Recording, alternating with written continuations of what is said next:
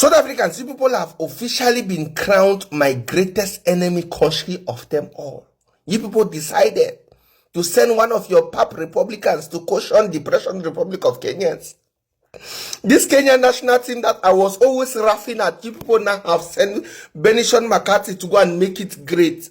I've been seeing Kenyans playing these days. You see, even with the rush card today, Angola couldn't even win them. Angola couldn't wish Kenya for Kenyans, small Kenyans. The way they were playing Sean today, I had to go and check the team to make sure that Messi or maybe Dembele was not praying for them, because they were praying very, very good because of your Papa Republican. This is your Papa Republican that you people sent to go and caution Kenya, South Africa. If you rest, change my name. If you people rest, change my name. Every time you people want to be winning, and be going up. As if you see people that discover show winning. Holy Ghost fire, thunder fire, all of you people. One love. Angola won, Kenya won. The Harambee Stars were able to fight and scratch and claw their way to a vital draw against a very difficult Angola side. The Sable Antelopes were knocking on the door all game long. They were by far the better side. They had all the possession, all the shots, all the control for some obvious reasons, which I'll get into, but they just couldn't get the ball past the Kenyan goalkeeper for a second time in this one. It was a really, really entertaining game considering the circumstances. The name Joe Paciencia for Angola will come up a lot, as he got off to a fantastic start. In the 3rd minute, he had a shot that was wide. Antonio Josi had a shot that was wide in the 5th minute for Angola. Joe Paciencia got the opening goal for Angola in just the 7th minute. Defensive lapse for Kenya, and he found himself with acres of space in the centre of the box and slotted it away perfectly. A great pass from his teammate Benny. And then a lifeline for Kenya. They were up against it in the first 10 minutes, but a lifeline when Mafuta Afonso fouled the hero for Kenya in the first game, Austin Odiambo. And in the penalty area, I should say. Penalty to Kenya, and up steps the hero from the last game, Austin Odiambo, and he tucked it away perfectly, 1-1 after just 12 minutes. Angola kept up the pressure. They kept on trying to find that second goal. Gilberto had a header that was over. And then the unfortunate incident, the disaster for Kenya, where they were finding themselves back into the game. They had a player sent off. Their goalkeeper sold Marvin Nabwire a little bit short with a pass from outside of his box. And as he tried to sort of clear it away, he caught an attacker for Angola on the ankle, and it was adjudged to be a goal-scoring opportunity, and he was sent off with a straight red card. Kenya down to 10 men. It was always going to be an uphill battle regardless, but with one player down, it was really going to be a struggle for them, and they had to dig in very deep right away. 70 minutes without 11 players on the pitch is going to be difficult. Joe Paciencia had a shot that was over in the 22nd minute and another header that was wide in the 24th.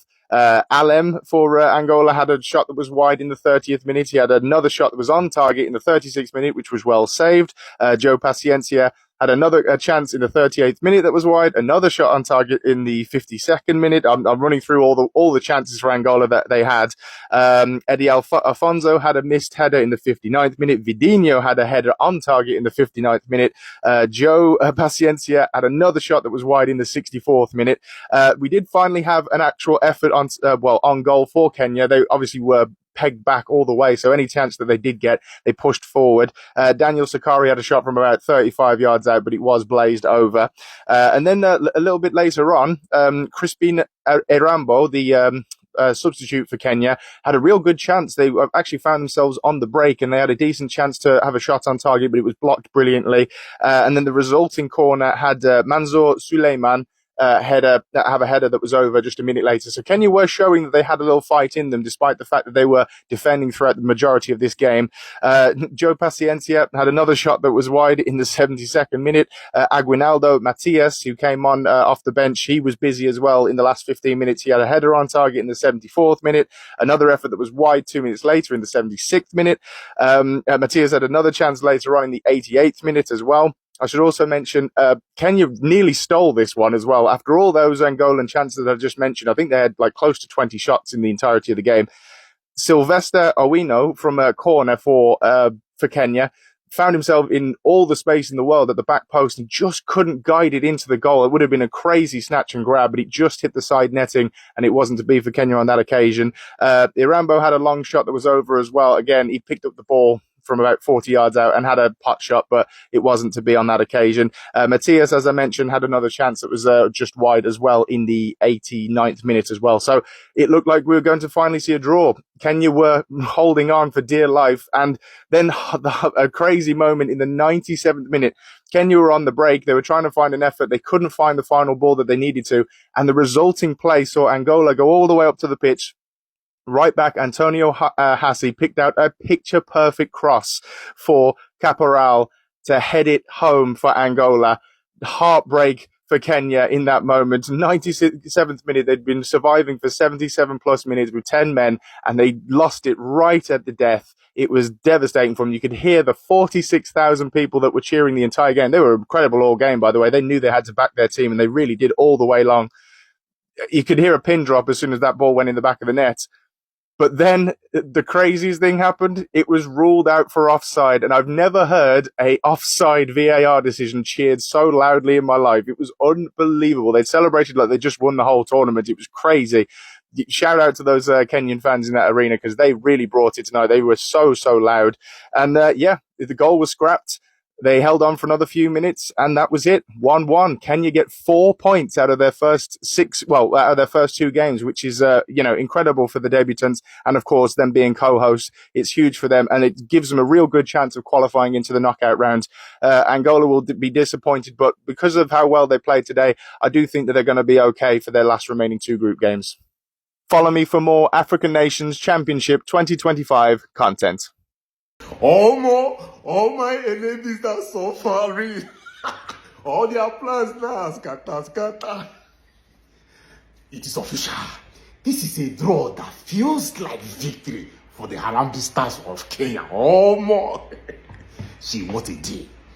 Make it make sense. The goalkeeper, my man. What about the defenders? The defenders locked their hands together to say, we will protect our lands. Our enemies will not laugh at us today. What a time. See, big kudos to the entire team, and also the 46,000+ fans that came out to support their own. See, it is so evident that Kenyan football is up and not down again. See, this team can build from here and go and explore the entire world. Big ups to the South African gaffer. I'm talking about Benny McCarthy. What a time. Cause guys, you go choke. Kenya versus Angola. I told you. But listen, man, it was everything you could ask for in a game. Everything. From drama, from intrigue, from refereeing decisions, and of course, late goal and a late refereeing decision as well, man. Kibbs, man, what a game, man. Yeah, man, because unajua jana nilisema prediction ya 2-1. And kuna jama mmoja nimemark. Yeye ndo anafanya predictions zangu aziingii na sieki pressure. Simwekei pressure. In fact, ali come into the game, he made a very big difference vile alikuwa anakata wase. Big shout out to msaletu wa Stanley. So, yesterday niliwatch your game na nilijibamba mbaya, especially the fact that the boys were fighting.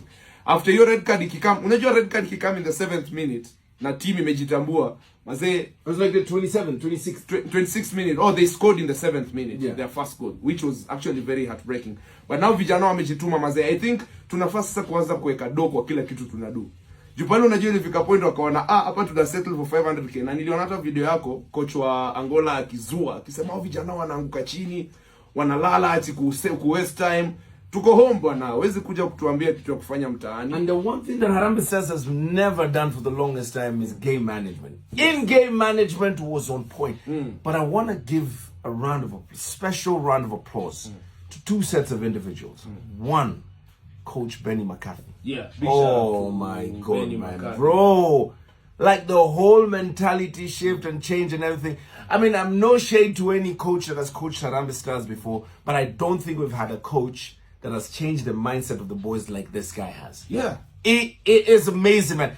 Went to one man down, and they just knew, you know what? We know what we need to do. Shut shop and catch them on the break And honestly, like you said, man, we probably deserved to have won that game in different bits and pieces. Yes. We had enough chances, of course, to win that game. But also, I want to especially shout out the fans. Oh, Jesus. Yeah. 10 out of 10. Mbaya sana. The fans were 10 out of 10.